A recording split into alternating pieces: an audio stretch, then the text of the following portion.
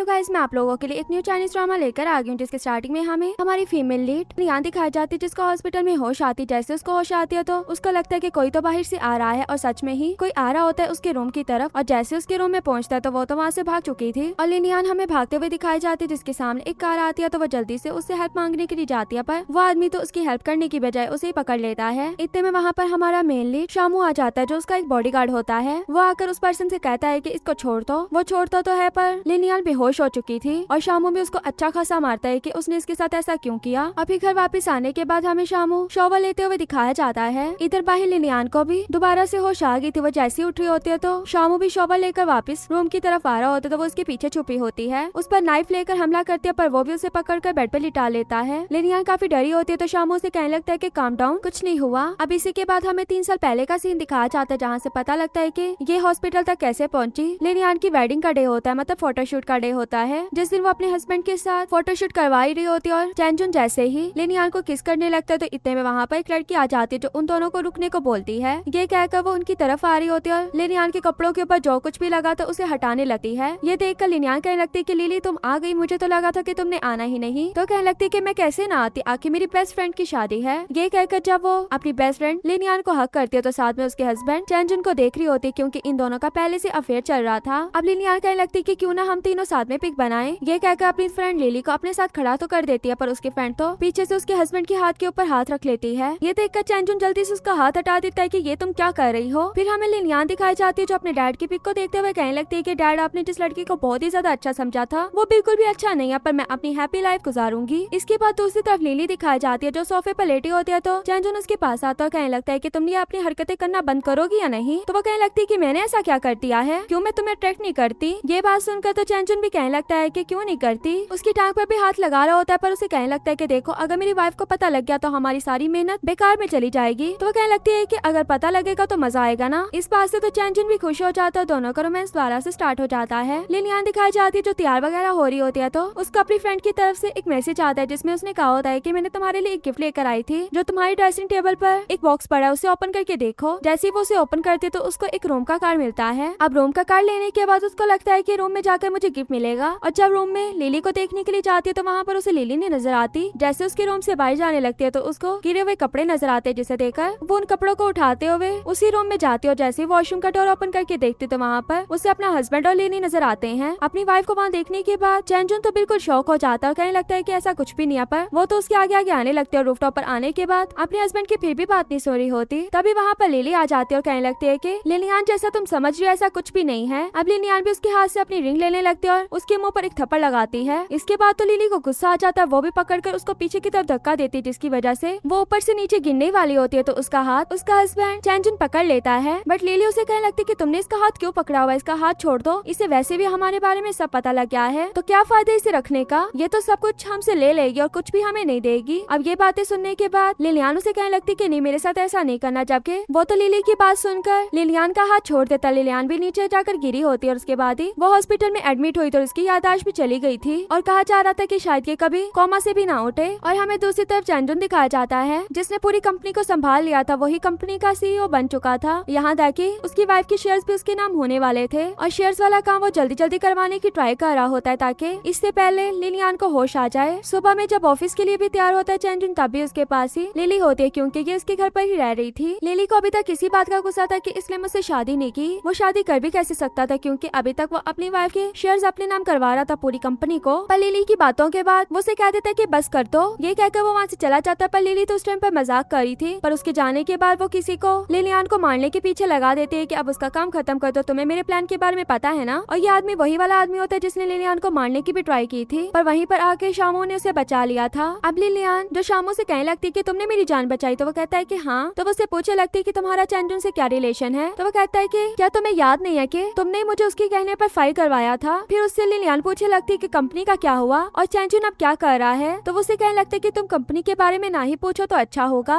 ये बात सुनकर वो कहने लगती है कि मुझे अपनी कंपनी में वापस जाना है। ये कहकर जब वहाँ से जाने भी लगती तो उसे ठीक से चला भी नहीं जा रहा होता। शामू कहने लगता है कि तुम्हारी जो कंडीशन है, तुम्हारा वहाँ पर जाना ठीक नहीं रहेगा, इसलिए मैं तो कहता हूँ कि तुम वहाँ पर नहीं जाओ। पर वो कहने लगती है कि मैं तो वहाँ पर जाऊंगी, उससे सब कुछ वापस लूंगी। और हमें दूसरी तरफ चैनजुन दिखाया जाता है, जिसका एक इवेंट चल रहा होता है। वहाँ पर उसने कुछ शेयर्स और स्पीच भी देनी होती है, साथ में उसकी लिली भी खड़ी थी। दोनों दोनों काफी खुश होते इस स्पीच को करते हुए। तभी वहाँ पर लिलियान की एंट्री हो जाती, जिसको देखते ही चैनजुन के तो होश ही उड़ जाते, यहाँ तक कि लिली के भी कि ये कहाँ से आ गई। अब लिलियान जो इसकी तरफ ही आ रही होती है नाइफ पकड़कर, इसको टाइम वेट करने के बाद फाइनली मेरी वाइफ वापस आ गई, वो भी कोमा से, और मैंने 3 साल इसके आने का वेट किया। सभी मीडिया वाले इनकी पिक्स वगैरह बनाने लगते हैं, पर लिंजू तो अपने फेस के आगे हाथ रख रही होती कि इस तरह फील करवा रही होती कि मुझे मीडिया लोग नहीं पसंद, और उसे कहने लगती है कि तुम मुझे घर ले जाओ ना चैनजुन। अब ये बात सुनकर चैनजुन शौक हो जाता, फिर उसे अक्ल लेता कहने लगता है कि हाँ मैं क्यों नहीं तुम्हें घर लेकर जाऊंगा और चेकअप करवाना चाहता हूँ। अब ये बात सुनकर लिलियान कहने लगती है कि मैं तो बिल्कुल ठीक हूँ, तुम्हें नजर तो आ रहा है मैंने चेकअप नहीं करवाना बल्कि घर जाना है, मुझे घर लेकर चलो। तो उसे कहने लगता है कि नहीं चेकअप करवाना अच्छा रहता है, पर लिलियान कहने लगती है कि जब से मैं तुम्हें घर का कह रही हूँ तुम तो मुझे घर लेकर जाना नहीं चाह रहे, क्या तुम मुझे घर पर वापस नहीं लेकर जाना चाहते? तो वो कहने लगता है कि नहीं ऐसी कोई भी बात नहीं है। तो लिलियान कहने लगती है कि ऐसी तो कोई बात नहीं ना कि तुमने घर पर किसी लड़की को छुपा कर रखा हो। तो वो कहने लगता है कि नहीं ऐसी कोई बात नहीं है, बल्कि मैंने सफाई वाली को घर पर भेजा हुआ क्योंकि मैं उस घर पर नहीं रह रहा था ना तुम्हारे जाने के बाद। दूसरी तरफ लिली दिखाई जाती जो भागते हुए जा रही होती है, पर हील वाले शूज की वजह से उसे चला भी नहीं जा रहा, तो वो जल्दी से शूज उतार कर भागने लगती है। इधर लिलियान अभी भी कह रही होती कि मुझे घर पर जाना है, और अगर घर पर सफाई नहीं हुई तो हम जाकर मिलकर कर लेते हैं ना, इसमें कौन सा बड़ा मसला है। तो वो कहने लगता है कि अच्छा ऐसी बात है चलो चलते हैं। लिली जो अपनी सारी चीजें बैग में डाल रही होती एक एक करके, और कपड़े वगैरह बैग में डालने के बाद जैसे वहाँ से निकलने लगती तो उसके हाथ से बैग गिर जाता, जिसकी वजह से उसके सारे कपड़े बिखर जाते हैं। और चैनजुन की भी कार आ चुकी थी, जिससे देख कर वो जल्दी से दोबारा से बैग में चीजें डालने लगती है। और जैसे लिलियान घर का डोर ओपन करती है तो आगे से उसे कुछ भी नहीं नजर आता, बल्कि चैनजुन बेचारा जरूर परेशान होता है। पर जो काम वाली यहाँ पर आई होगी ना उसकी स्मेल होगी इस तरह की, पर वो तो सोफे के पीछे बातें करते हुए जा रही होती, चैनजुन भी उसके साथ साथ जा रहा होता। लिली भी सोफे की दूसरी साइड पर आकर छुप जाती है। फिर लिलियान उसे कहने लगती है कि मैंने अपने घर को बहुत मिस किया, अब मैं ऊपर जाकर घर को दिखाती हूँ। यह भी बात कहती तो चैनजुन कहता है कि हाँ चलो ऊपर चलते हैं। ये कहकर वो उसे भेज देता है ऊपर, और लिली को सामान के साथ ही घर से निकाल देता है। अब लिलियान जो चैनजुन के पास आती है उसे कहने लगती है कि लिली कहाँ पर है। अब ये सुनने के बाद तो चैनजुन और भी हो जाता है कि अब इसको लिली की याद कहाँ से आ गई। वो कहता है कि तुम्हें लिली कहाँ से याद आ गई, जिस पर वो बताते कि मैंने पार्किंग में उसकी कार खड़ी हुई देखी थी जो मैंने उसे गिफ्ट की थी। अब ये बात सुनने के बाद चैनजुन कहने लगता है कि लिली बिल्कुल पागल है, और इधर लिली दिखाई जाती है जो कार में जाकर बैठ जाती है, सीट पर जैसे लगाती है तो वहाँ पर लिलियान आ जाती है, जिसकी आवाज सुनते वो डर जाती है। और यहीं पर हमारा ये पार्ट भी एंड हो जाता है। अगर आप लोग इसका पार्ट 2 देखना चाहते हो तो वीडियो को लाइक करना। Okay bye bye.